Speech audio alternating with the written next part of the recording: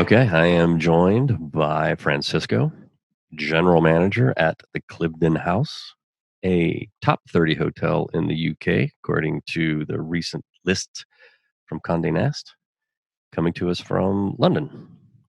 How are you? I'm very well, very well. You know, sun is shining, so we can't really complain. That makes a change in England, so. Yeah, I hear the Londoners just like rush to outdoors when that baby comes out. Definitely. Well, you're absolutely right there. So definitely. But they need to take advantage of it anyway, isn't it? Yeah. Yeah. So, Francisco, tell us about your personal experience over the past 6 months. Well, it has been certainly an interesting past 6 months. Closing the hotel for 3 months due to COVID-19.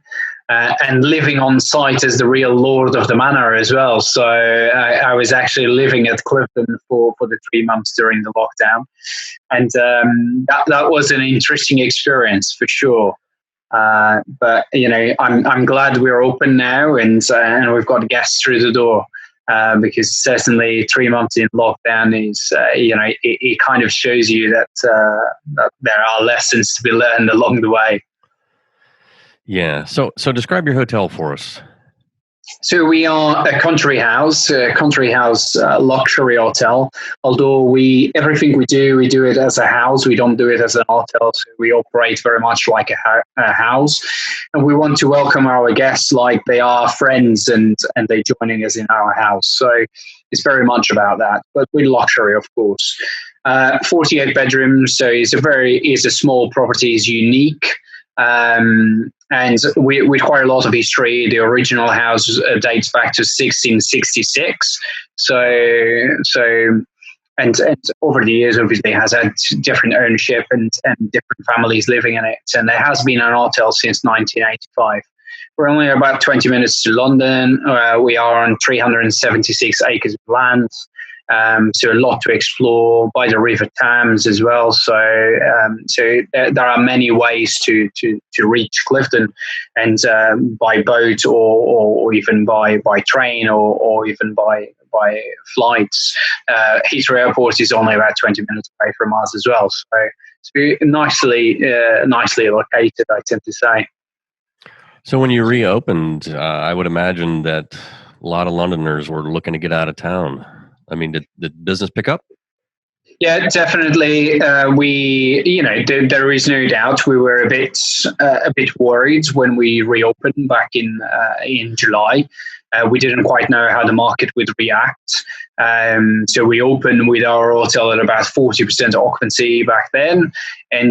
But soon we saw that actually people just wanted to get out and just wanted to come and stay in nice properties. So we actually ended up with over 70% occupancy for July, which was quite incredible considering we were not really out of a pandemic. But definitely a very, very positive story there. That's good. What kind of tactics have you been using for bookings? Are you just well known, or you do email marketing, social? We do a bit of everything. We're certainly well known. Clivedon is a well known property, but we wanted to make sure that we gave confidence to everyone. So one of the things we did at the beginning of June was actually giving the confidence of setting up our own strategy as to how we would open our hotel in July and what procedures we would have in place to protect both our team as well as our guests. So that element of giving them the confidence that we fought every single step along the way really made that those bookings then started coming through. But we use social media, we use OTAs, we use everything we can really to drive the occupancy. What do you see for the next few months? Do you expect some holiday guests? Definitely. I believe that the lead time is a lot smaller now than it was before. So we're planning things at a lot shorter notice. And we can see that through the trends with our guests as well. So we've got some guests already booked for Christmas, for sure. But I've got no doubt that we will have a higher demand as the time approaches and people then around coffee, local and so on. So definitely, I'm not too worried about that. Since the next few months, it will be a challenge. November will be particularly a challenge because the government in the UK is introducing different measures, and that obviously breaks the confidence of our guests. But as I say, I think as long as we stand our ground and we remain confident and we've got the procedures in place, we will continue to see demand, although always at shorter notice. Yeah, that's good. So with the remaining time we have, Francisco, any advice for the other hoteliers going through the pandemic?